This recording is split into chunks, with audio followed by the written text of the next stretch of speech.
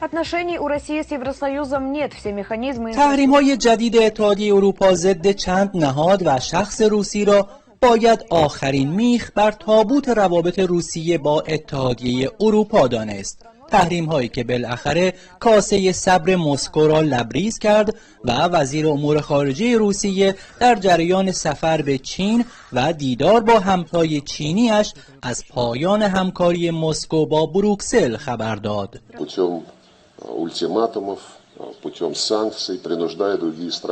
اقدامات یکجانبه و نابجای اتحادیه اروپا ضد مسکو تمام زیرساخت‌های روابط با روسیه را نابود کرد. بنابراین اکنون مسکو هیچ ارتباطی با این سازمان ندارد.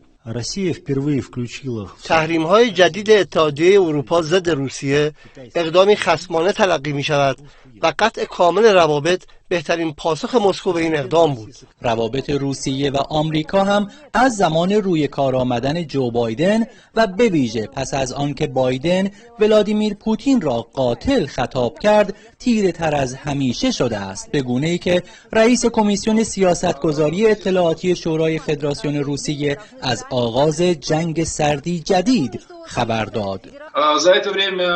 سیاست‌های جو بایدن رئیس جمهور آمریکا و دولت وی خطر آغاز جنگ سرد جدید بین روسیه و آمریکا را به شدت افزایش داده است. در همین حال بیانیه سخنگوی وزارت امور خارجه روسیه از عمق تیرگی روابط مسکو و واشنگتن حکایت دارد. российско-американском стратегическом уравнивании наличию США.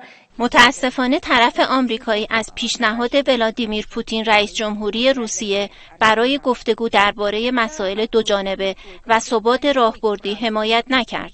بر این اساس واشنگتن فرصت گفتگو با مسکو را از دست داد. سرگئی لاوروف وزیر امور خارجه روسیه پایان همکاری با اتحادیه اروپا را از چین و در کنار همتای چینی خودش اعلام کرد تا به عقیده تحلیلگران پیام روشنی برای آمریکا و اتحادیه اروپا ارسال کرده باشه، پیامی حاکی از تشکیل یک بلوک قدرتمند برای مقابله با حربه تحریم و زیاده خواهی‌های آمریکا و غرب.